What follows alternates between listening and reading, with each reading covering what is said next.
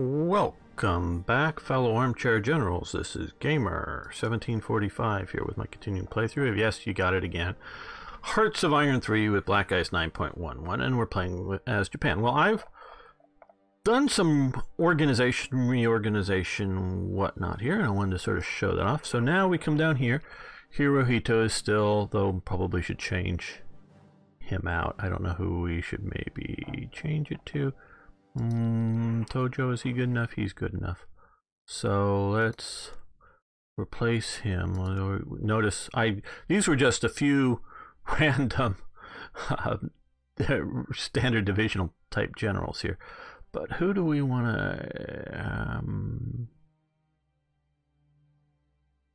to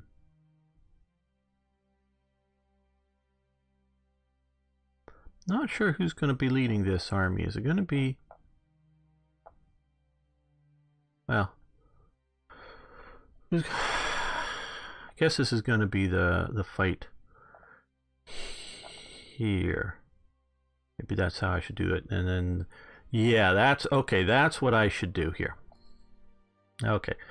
The Kwangtung Theater will be the mainland army, and the Pacific Theater will be led out from Tokyo. Okay, that's a good division. So, of, you know, command authority and everything else. So we want somebody with some mountaineer capabilities. Rivers, he's a battle expert. Oh, we've got a lot of guys that rival, you know, bad generals like von Manstein and that Guderian guy. Oh man, we've got traits and whatnot that completely, I mean, you know, logistics genius, yeah. Kawasaki Turu, I think he's going to get it because he has a ranger skill. We haven't been doing much jungle fighting, so we don't really have a jungle fighting, but we got a mountaineer, so that would be helpful. So let's pump him up to there and come over here and put Tojo in charge here at home. Now, mentioning that, let's take a look at our political structure here.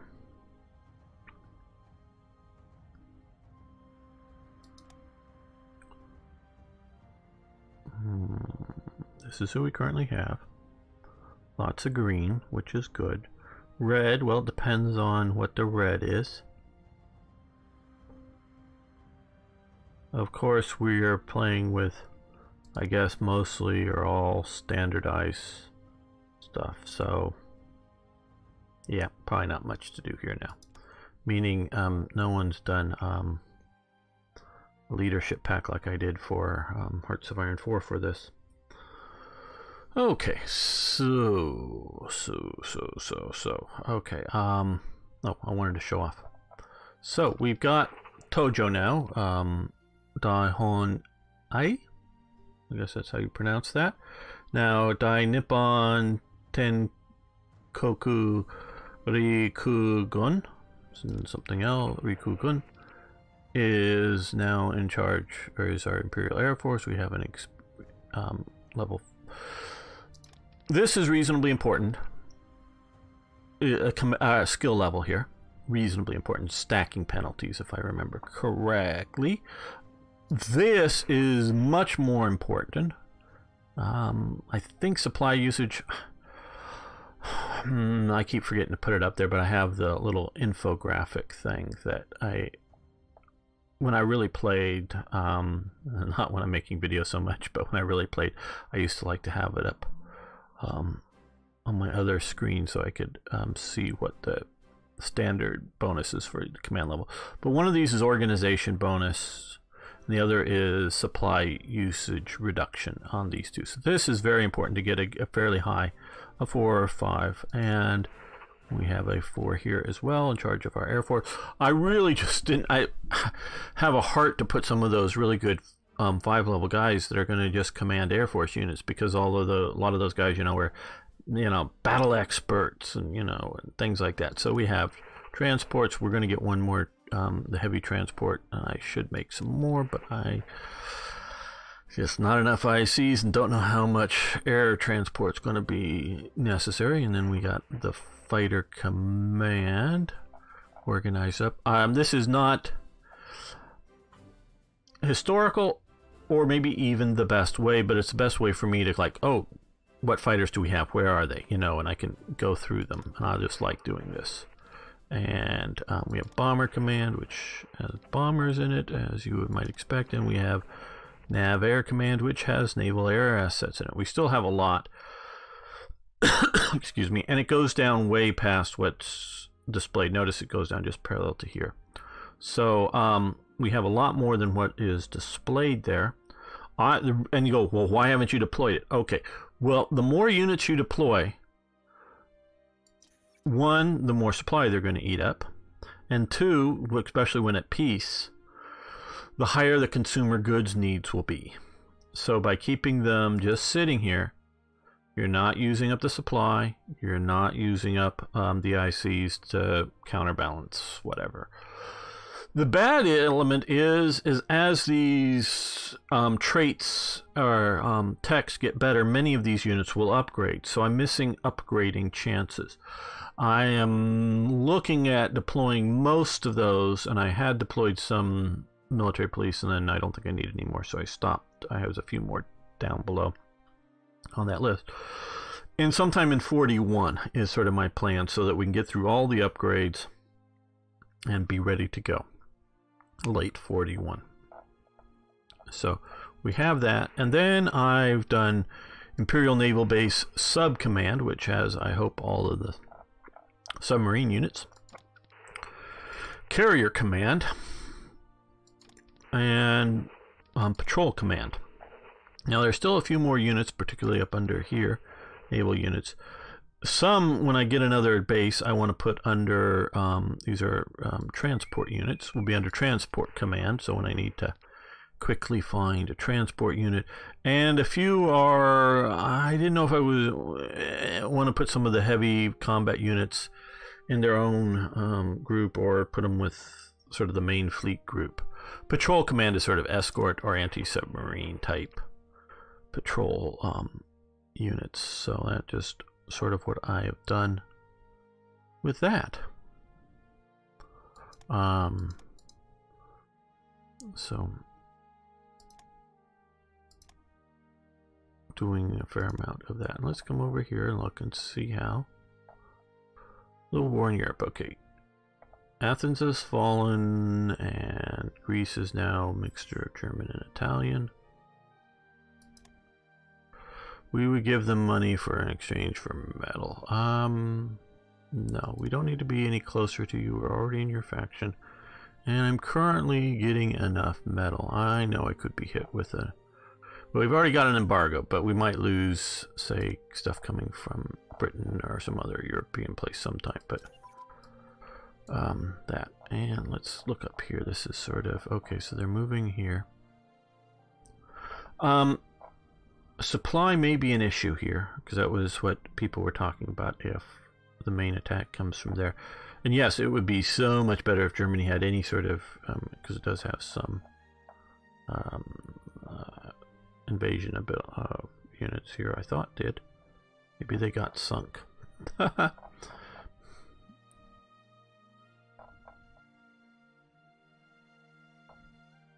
Because the AI sucks.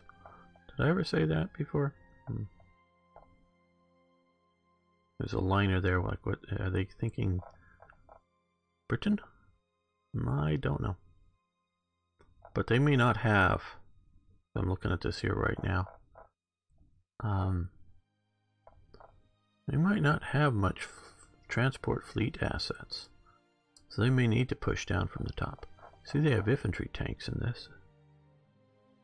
I guess those are infantry tanks, yeah. This, but no, stomach should have a different one. How interesting. Okay. Armor plate thickness has advanced. Very good. That is here. We will stop that. One, we don't want to slow down our tanks too much and balance that with our engines. Okay. Infantry support. This is sort of sometimes hard. We are at, it's lower than 4, so we need extra wide tracks of at least 1, which is 1940, which need medium armored designs at least 4, which is here, which is a current lower than 4 diesel engine, so we need engines improved. Okay, well that tells us we got to push ahead on engines. Then we can get medium armor, then we can get extra wide tracks, and then we can get probably also short barrel HE guns improved, which we are already doing. So we are following the correct path to improve our infantry tanks, since that is our main tank unit type. We got, I think it's 1 of medium and a few 4 or 5 or something light armor. Okay, now, oh, here. Get on board. Come to here. I think these will just be more useful.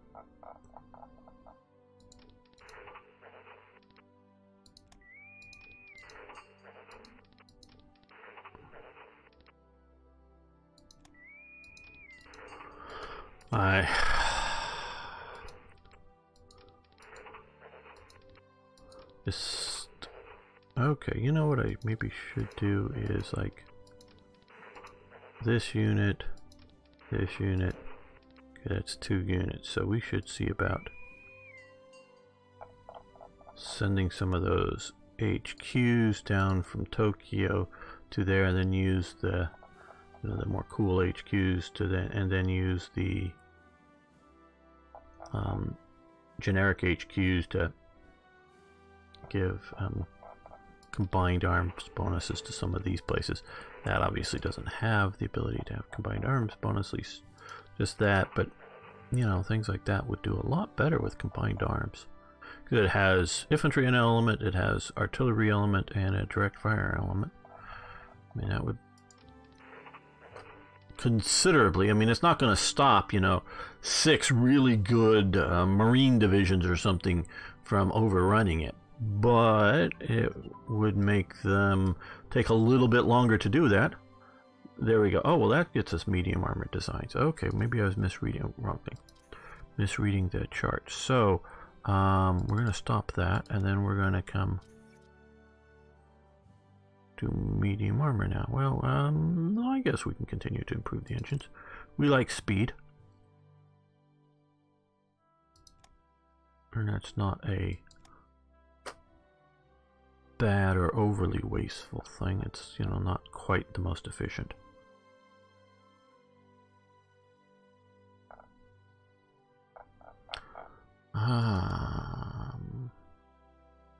Oh, I think I know what this is. Oh, that's right. I was wondering about why these are not getting any supply. And I can look at it and go, oh, well, man, there may not be a lot of supply here. But for some reason, this is a puppet. For some reason, and I don't get it, is that I don't know if it's all units or just my units, you know, the AI puppet master, whoever it may be. If you have units in the capital, they're always out of supply. I don't get what's going on there, because you'll notice all the rest have supply, where they more likely shouldn't, because supply should be, you know, infrastructure and other things should be the best there, unless I had, you know, a big huge stack of units that are just gobbling everything up, and then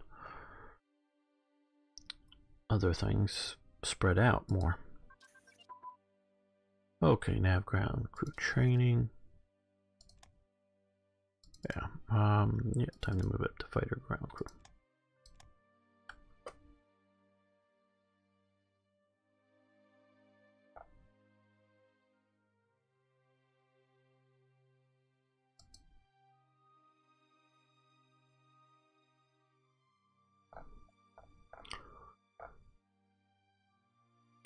Well, if I remember correctly, Germany has turned over a bunch of armor and things to Italy. Maybe Italy can move that to North Africa? Is Italy capable of that? Or are they just going to reinforce the Swiss border? I don't know. If they move it to North Africa, that could really take on British armor down there. Okay, recon unit combined, but not 41. We'll stop that. Yeah, let's do artillery to 39 or to 40.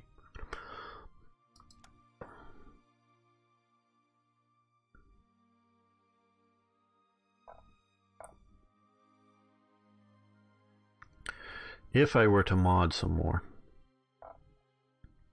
what I would mod right now would be pick each one of these countries and create an event that include Manchukuo and Nanjing Reorganized Republic and any other puppet possibility here, and go have an event is set up, pick a date, which could be at the start, but pick a date, and is Japan in and I just build it probably right now for if it was for Hearts of Iron 3 just for the Axis. Is Japan in the Axis? Am I, is this country neutral? Or not in a faction?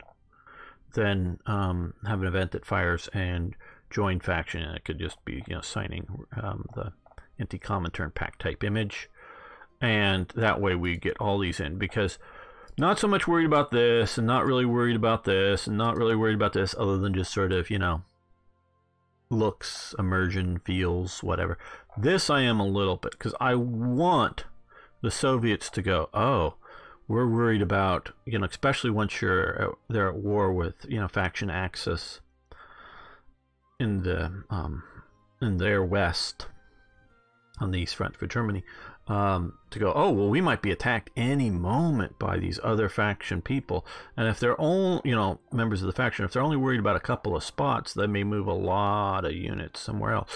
But if they're also worried about Meijing, fortunately, these guys are in the Axis, so they will divert forces here. Now, of course, if you're looking for a surprise attack, hit an unguarded border, that would be a bad thing, but recon coordination.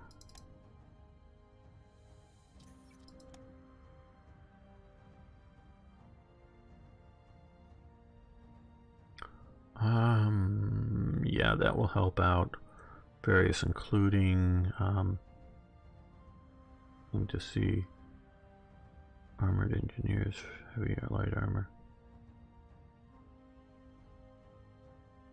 Trying to see is armor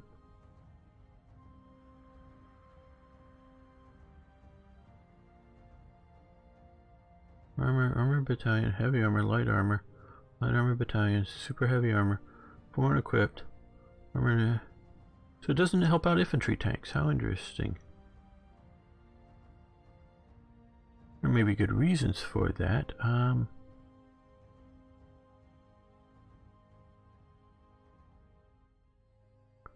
Well, armored engineers.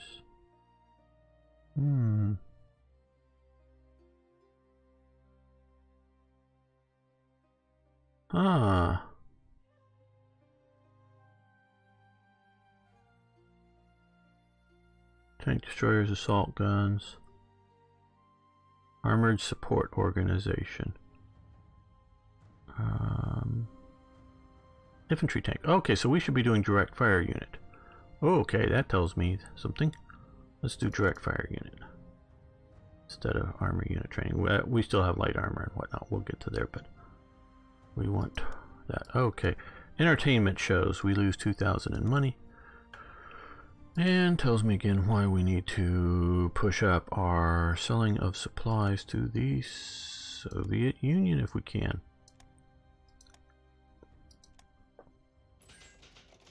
Good. No.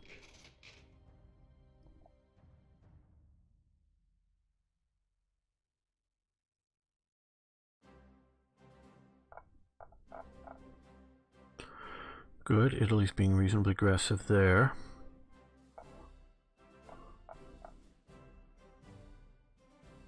Yeah, good. You send mountain units to the desert. There we go. So we've lost the this one, small entertainment, and gained that one, which more money and double the amount of reduction in consumer goods, which is good. Recon unit. So we'll stop that. Got that, but let's do that and grand battle plans.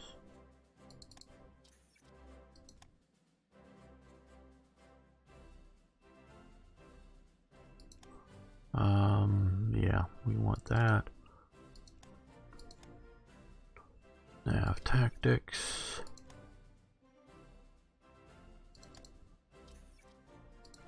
Well, let's do something I rarely do, is port strikes. The Pearl Harbor thing. Of course, there were a bunch of them, at least small ones during the war, and especially if you count the various, and why they built them, attacking U-boat pens, you know, along the coast. So there was lots of that. And Germany, of course, in its particularly in its earliest stages of sort of the Battle of Britain, or even before maybe the Battle of Britain really even gets underway, but after they've taken the Channel coast, Germany starts attacking shipping in British coastal ports right along, you know, the English Channel, and that sort of close frame there. But the two big ones are, the first one is Taranto. Taranto here. I have the base in the right spot here. It was sort of the major Italian naval base, and you can sort of see why, in that from here you really can move out into the Mediterranean wherever you want. And it's obviously very sort of protected, where if you're moving it, you know, up to Genoa, you're more vulnerable to, say, French air attacks, where down here, Greece, Albanian, Yugoslavian, you know, you weren't looking at, you know, you had, you know, I guess Malta or whole way from Egypt, you know, if you're looking at fighting the Western allies. And there was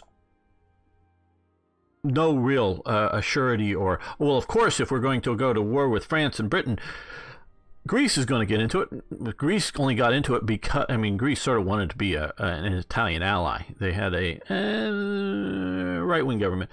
And I'm still thinking about, you know, is fascism and National Socialism right-wing or left-wing? And sometimes I drop in and use the common sort of term right-wing for them. And definitely on particularly fascism, their economic policies is left-wing. They are, particularly in Italy's case, in fascism case, particularly supportive of the church and the church organization, generally wanted out of governmental interference, but wanting it to and supporting it. So that would be a right-wing compared to a leftist who wanted to tear down. See, the left, and if you look at Marxism, and that's where the left, well, left originates before Marxism exists, but they too wanted to tear down. The left and right comes from France and the French thing. I know I've talked about this before, which side of the Estats General they were sitting on. But the communist radical socialist left wants to tear down society. So does fascism. They want to tear it down and replace it with a different thing, but a highly organized, hierarchical to some degree. They're not as hierarchical as traditionalists, the traditional right. Maybe the fascists should be called neo-right. I don't know. But they are hyper, obviously, nationalists. And I'm using that term, hyper. I know as I'm making this, who knows when you're watching it, maybe years from now, Trump, yeah, I'm a nationalist. And then he comes out, well, what do you mean nationalism is involved in racism? Well, and he doesn't even hear about it. And I don't know how much the news, and it isn't it is not all over Fox News, and I think that's the main news he watches. The white nationalist movement. White nationalism is an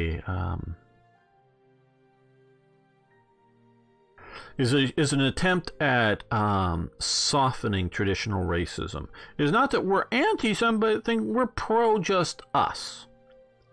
We don't hate fill in the blanks. We just love ourselves more than somebody else. Well, okay, 9 out of 10 of them are still just your standard racists, you know, that they don't like other people.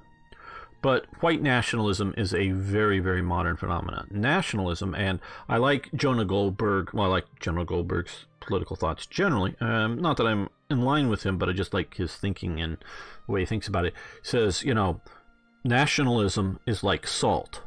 A little of salt makes something a lot better. Too much salt ruins the taste.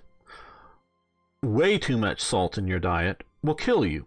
Okay, so if you look at that, a little nationalism, and this isn't just patriotism. There is a distinction in Americans generally, political leadership has defined themselves as patriots, and that sort of is a type of nationalist, definitely, but sort of, at least in common usage, sort of used a little bit different. And a lot of that comes from the 20s and the 30s when nationalism as an ideology is going. But if you really look at nationalism before then, you're seeing nationalism as in the unification of Italy. Italian nationalists are the people that unify Italy. German nationalists are the people that unify Germany, and then sort of continue to do so under Hitler. But so a little nationalism improves whatever country you're talking about. It just does. And even anti-nationalists realize this, particularly once Germany invades the Soviet Union. You definitely see a lot more nationalism in its propaganda for its own peoples. You know, defend the motherland. You know, Russia is now back being a thing instead of the Soviet Union. So even they realize, now they may think it's wrong think or old think, but they realize it's a useful thing. Too much, you can spoil something. Obviously, you go to extremes, it's a problem. So for Trump to use the term nationalist, I'm a nationalist, I would generally say the general, and often we're looking at the 20s a little bit, the 30s and the 40s here with this series and how these terms are used in that time. Nationalism I've always put as a pragmatic, whether it's an ideology, which is maybe stretching it, movement, and it's often a coalition movement. That's why it's not an ideology, meaning you can get people that disagree over things significantly so that they're not a coherent ideology, but they are in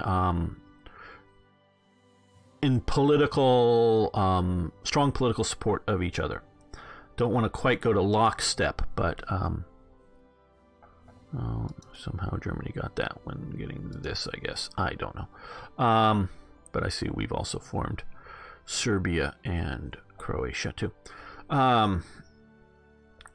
So we're looking at that. So it's a pragmatic, I define it generally as a pragmatic movement or party or even ideology, depends on, because you get more sort of the nationalist ideology coming out of the Nouveau or New State, Nouveau Stat out of Portugal, and Salazar is a pragmatic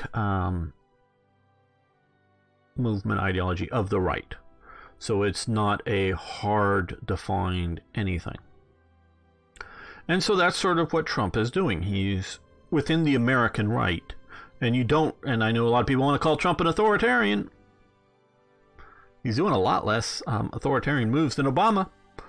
But we're just going to tar him with that brush. And I know I'm speaking to an international audience that, one, does maybe watch YouTube and get things over the internet that straight from American sources, but also, but their news media is both colored by what they get out of American news media and then regurgitate it in one format or another, as well as generally we see in most countries a left-wing element of the news media. So they're calling it Trump acts less authoritarian than Obama ever did. I mean, you know, so you're just either being tarred with it, you know, a nasty label, whether it's true or not, or it's just the authoritarian type that you don't like, press. So Trump is not. He's a boss type, and a boss type fires people he doesn't like. You know, fires them. You know, you do it my way or you're fired. Fine. But he's running the government, but he's not telling people out, you know, in America what to do. Now, he might tell a federal employee in Wisconsin what to do, and that federal employee may not like it, and so he would like to, there's lots of protection, he might like to fire that federal employee because that federal employee is doing things not within the Trump agenda. But he's not trying to tell people that don't work for the government what to do. He's not. So he's not an authoritarian. He's a boss type. And he wants to run the government like he wants to. I'm not saying he can. There's a difference between want and can. So, you know, so he wants to like fire all the people that are in the deep state, you know, that don't like him. He wants to fire them all. You know, bye. You're fired. Yeah, he wants to do that. Now, of course, he is, more than Obama, going by the laws and regulations of the U.S. government. So he'll bitch and moan about the laws of the United States government and do so publicly and maybe crudely, but he's following them. So yeah, he wants to fire all the people in, you know, the IRS who disagree with him, or in the EPA who disagree with him. And I've been engaging with one person that he doesn't want to think of himself as the left, but well, all the stuff he's either citing or promoting is of the left. And it depends on where you see the spectrum and all, but you know, so you may disagree with the policies that he's putting in and agree with the people that are resisting him within the government. But he is not being an authoritarian. He is being a boss type of a business who, you know, fires people, sure. And then can go to work for the opposition, you know, or some other company, or for some other political party, or get rehired back in when, you know, Elizabeth Warren, or when they, I don't know, who's left-wing enough, dig up Mao Zedong's body and make him president of the United States, or somebody left-wing enough to satisfy the current Democratic Party and make that person president of the United States. They can hire all these lefties back. You know, that's how at least I look at it, and that's how Trump wants to look at it. That is different than being an authoritarianism. So Trump is a nationalist, not an internationalist. He wants to help and do America first. And so nationalism is definitely on a rise in many places. And I know a lot of you Europeans out there have been scared by it, plus educated against it, and we're hoping to have the nation state wither away to the grand state. Maybe that's a term I should use, grand state. Maybe that'll catch on.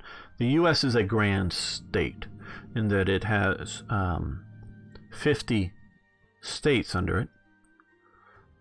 Some of them may briefly almost been a nation. I don't mean by being independent. I mean taking the idea of the French nation versus the well, okay, we can do again, you know, simple German nation, which at least I would say, I don't know how it is now and how it's growing, but would include Austria, or even better yet, the German nation that has two states, East Germany, West Germany. Okay, you know that. So the nation state was going to go away, into which there was going to be provinces like the province of Bavaria and the province of Eastern Germany or whatever under a grand state of a united Europe. And you're displeased with the rise of nationalism and the move towards nation statehood again. But I don't see that in and of itself as dangerous. Now, again, and I said this before, if it just masquerade, if extremist ideologies are just masquerading as nationalism, that's a problem. And that's why I am very reluctant to judge, other than like we've run into a little bit of them, sort of the neo-Nazis coming out of the Ukraine. Anybody who's really actually spouting Nazi-type views, well, then I'll judge them. But I do believe a bunch of the popular support for some of the sort of, if you will, nationalist parties, and I forget what the names were, I know I've heard of them a few times, in Germany that are anti-Merkel, that I think at least a lot of the people supporting them are just like, what the hell have you done, Merkel? You've let all these damn people in, and they're behaving badly, and you're not being strict dealing with them when they're behaving badly, like putting them in prison or kicking them out or whatever else. So I get what I think most of those people are just, if you will, reasonable nationalists that aren't going to want to reinvade Poland to retake, you know, lost German territory or something like that. They're just like, hey, yeah, you badly behaving foreigners, get the hell out. I think that's what most of them are. I don't know if the sort of behind-the-scenes leadership is neo-Nazi or something. I just don't know and can't really comment on a lot of that. Partially because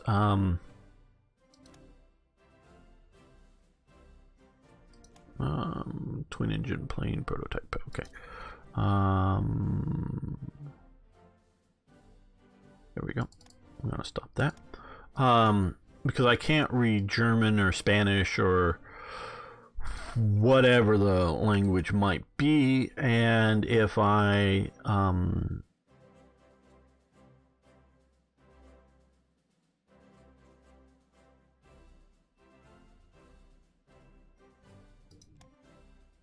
nav tactics advanced. Did we already deal with that one, maybe? Oh yes, I guess we already did. Okay. So that's that. We're doing port strike. And we still have a little bit more.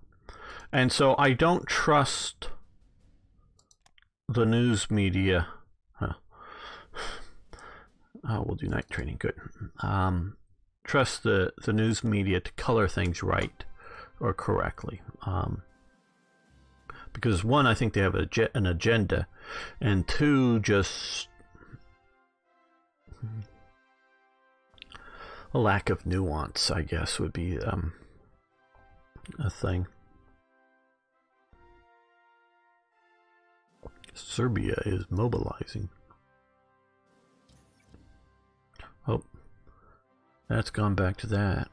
But I hope Germany then comes and gets a corridor event here. Thought that's sort of what it had, but it still may do so. So I want Germany to send supplies into the Mediterranean so that then it will, one, be able to supply things in Greece, and two, if it does take territory, it can run supplies that way. And it's actually, if they do take territory in the Black Sea, and I don't know if the AI would do it, but it's really, really helpful to send supplies through the Black Sea to there.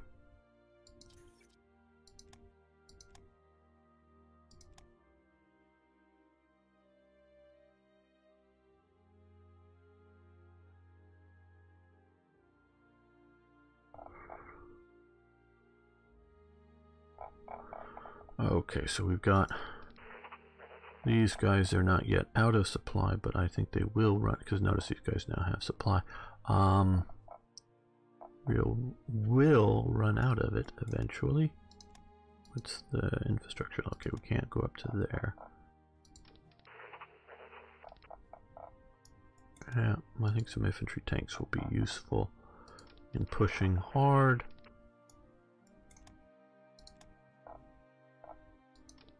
Against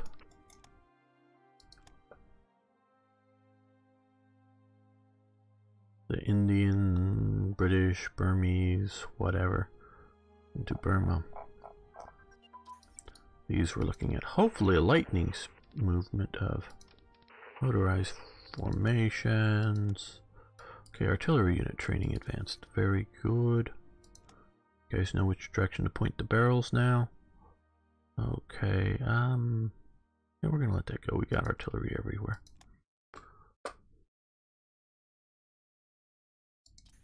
And I have got some Tropical Island Garrisons production, doing some more airbase production once we get to it.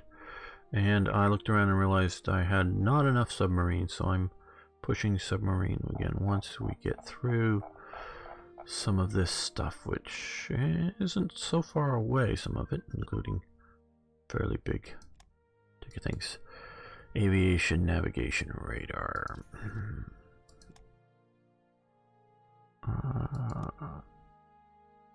Okay, we'll stop that, push that far enough ahead for now.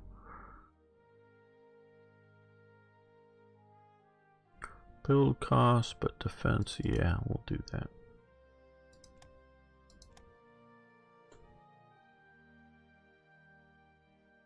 And of course, since I am not the AI, I will have the opportunity to, say, do an invasion somewhere if I need to break a stalemate. And I could also, I think I am I building one here? Yeah, I'm building an airbase here. For whether it's fighter control, you know, fighter area, whatever coming here, or air supply. So if I were to land somewhere down here, I'd be able to supply it via the air instead of through a port and sea for just a unit or two to keep them moving.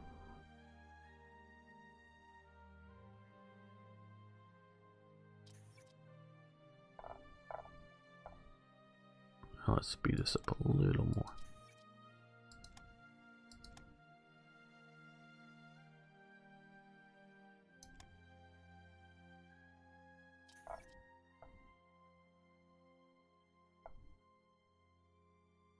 Uh-oh. Well, somebody's bombing the partisans.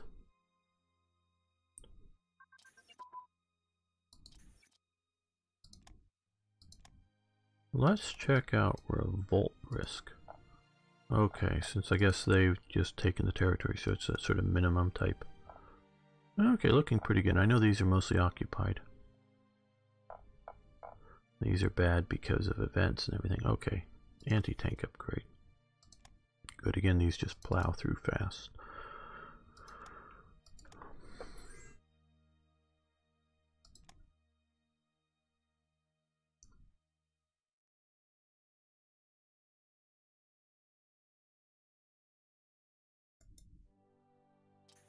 No, Italy, I know you're at war and you would like to have some support, and I don't blame you for the concept. I'm just getting ready to fight the big super boss nation at the end of this, you know, for this, the US, and need to focus on that. Okay, submarine damage control. Okay, grade out. Fine.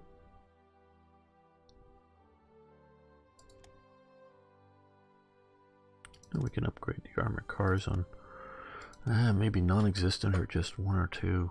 Mobile, I don't know. Armored, yeah, I don't know if we have any.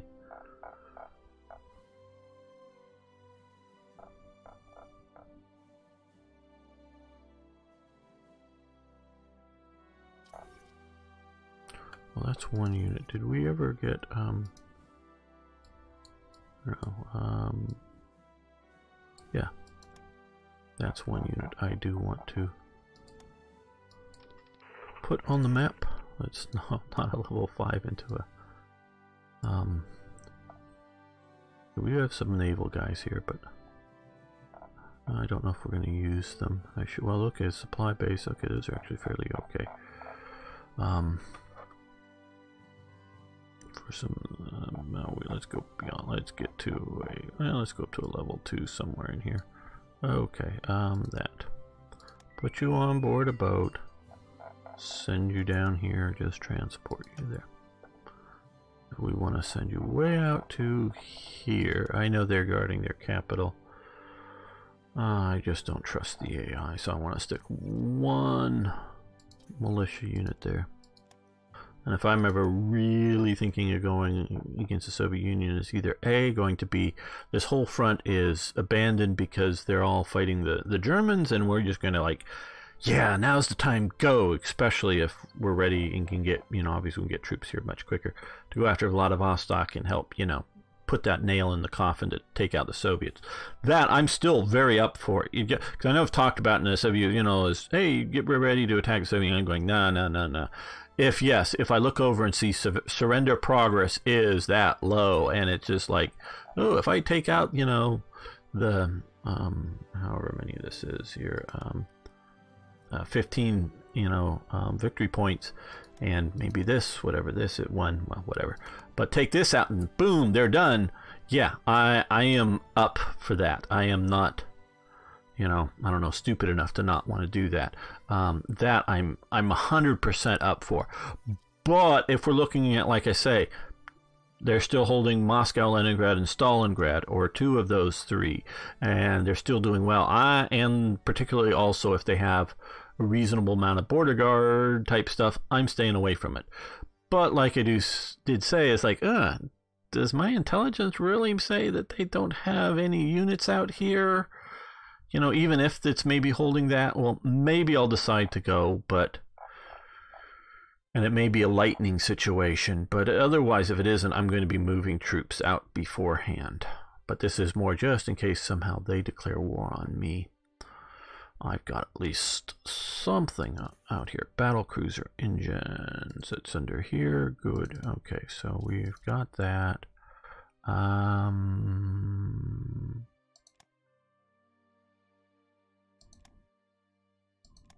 We're doing pretty well right now for our naval air operations.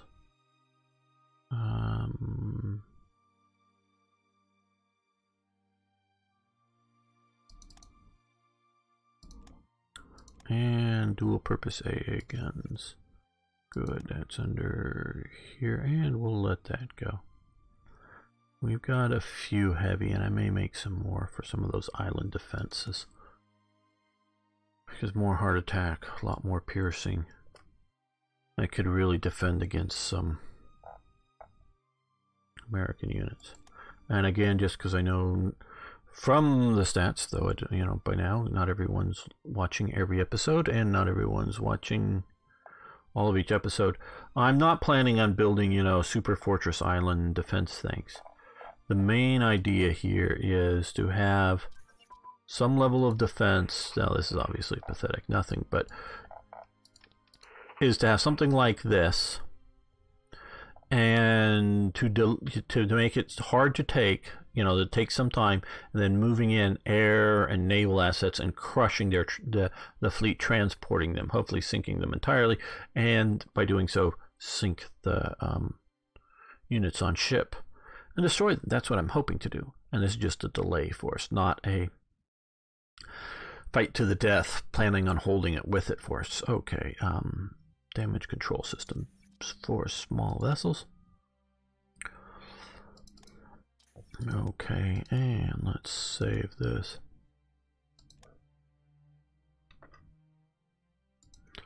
And yes, I think we will end the episode here. Thank you for watching. Thanks for liking the videos. If you would, share it somehow.